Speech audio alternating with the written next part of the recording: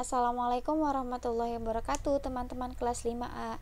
Insya Allah hari ini Ibu akan membahas kelanjutan dari materi hari kemarin, yaitu tentang siklus air. Sebelumnya, Ibu akan bertanya, mengapa air tidak habis walaupun kita gunakan setiap hari? Sebanyak 97,5% air yang ada di bumi merupakan air asin, bukan air tawar yang sesuai dengan kebutuhan sehari-hari manusia. Dari 2,5% air tawar yang ada, sebagian besarnya tidak dapat digunakan karena berada di tempat yang jauh, tidak terjangkau, seperti terperangkap dalam bentuk salju, es di kutub, atau di bawah tanah yang sangat dalam. Hanya kurang dari 1% air dapat digunakan oleh manusia menurut Kementerian PUPR. Menggunakan air rata-rata setiap orang di perkotaan Indonesia adalah 144 liter per hari atau setara dengan 16 galon air. Hampir separuhnya digunakan untuk mandi, sisanya digunakan untuk mencuci, memasak, dan minum. Kok bisa air tawar di bumi yang jumlahnya sedikit tidak habis digunakan terus-menerus oleh manusia? Air merupakan komponen penting dalam kehidupan. Sebagian besar tubuh makhluk hidup terdiri dari air. Contohnya, tubuh manusia yang 70% merupakan air. Oleh karena itu, kita sering sekali meminum air. Selain itu, air juga dimanfaatkan untuk membersihkan tubuh, mencuci pakaian, dan memasak. Air tidak selalu berbentuk cairan. Ketika didinginkan, air akan berubah menjadi bentuk es yang padat. Apabila air dipanaskan, maka akan menjadi uap air yang tidak terlihat oleh mata.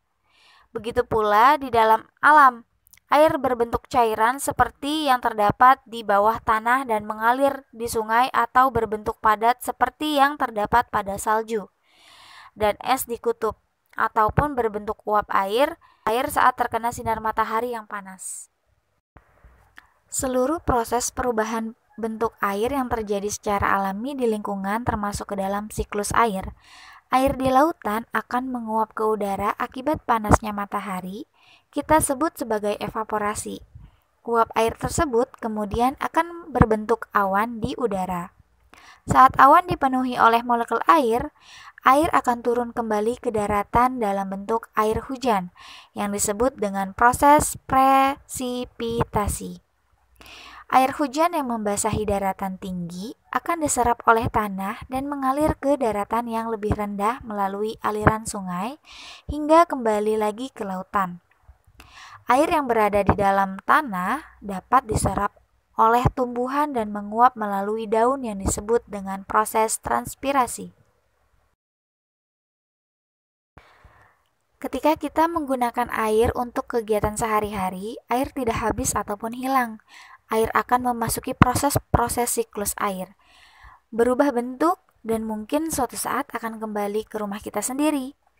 Selanjutnya akan membahas tentang kondisi geografis di Indonesia. Kita sebagai warga negara Indonesia harus tahu ini bagaimana sih kondisi geografis Indonesia. Pertama, dari berapa luas Indonesia itu sendiri. Kemudian batasan-batasannya nih. Batasan-batasannya Indonesia berseberangan dengan negara-negara apa saja? Baik, sekarang kita mulai dari luasnya dulu ya. Dari luas Indonesia ada dua, ada daratan dan ada lautan. Kenapa ada dua? Karena Indonesia merupakan negara kepulauan. Jadi ada daratan dan ada lautan. Yang pertama, luas daratan ada 1.922.570 km persegi. Sedangkan lautannya ada 3.257.483 km persegi. Nah, dari angka ini kita bisa membandingkan ya kalau wilayah lautan ini lebih luas dibandingkan wilayah daratannya. Setelah membahas luasnya, kita pun harus tahu letak Indonesia. Kita tampilkan dulu ya petanya agar lebih jelas. Dari peta Indonesia ini, kita bisa melihat batasan-batasan negara. Kita lihat dari bagian utara. Di utara Indonesia berbarengan dengan Malaysia. Kemudian ada Singapura. Kemudian ada Laut Cina Selatan. Kemudian di bagian barat ada Samudra Hindia. Kemudian di bagian selatan ini terdapat Timur Leste, benua Australia, dan Samudra Hindia. Kemudian yang terakhir, batas di timur ada Papua Nugini. Itulah batasan wilayah Indonesia. Kedua, letak Indonesia dibagi menjadi 3. Ada letak astronomis, geografis, dan geologis. Nah, kalau yang astronomis ini berhubungan dengan garis lintang dan garis bujur. Indonesia terletak ada di 6 derajat lintang utara sampai 11 derajat lintang selatan. Dan 95 derajat bujur timur sampai 141 derajat bujur timur. Nah, ini adalah letak astronomis dari Indonesia. Selanjutnya, letak di bagian geografis. Terdapat di antara 2 benua dan diapit oleh 2 samudra. 2 benuanya itu adalah benua Asia dan benua Australia. Kalau samudranya ada Samudra Hindia dan Samudra Pasifik. Kemudian, letak yang ketiga yaitu geologis. Letak geologis ini berdasarkan batuan atau berdasarkan struktur batuan. Geologinya di Indonesia dilalui oleh 2 jalur pegunungan dan terdapat 3 lempeng. Dan 2 jalur pegunungan ini Sirkum Mediterania dan Sirkum Pasifik.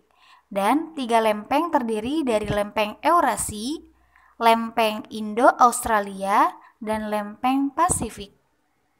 Sekian pembahasan pada hari ini. Jika teman-teman ada yang belum dimengerti, boleh diulangi lagi video ini atau bertanya dengan ayah bunda atau dengan Bu Febi. Assalamualaikum warahmatullahi wabarakatuh.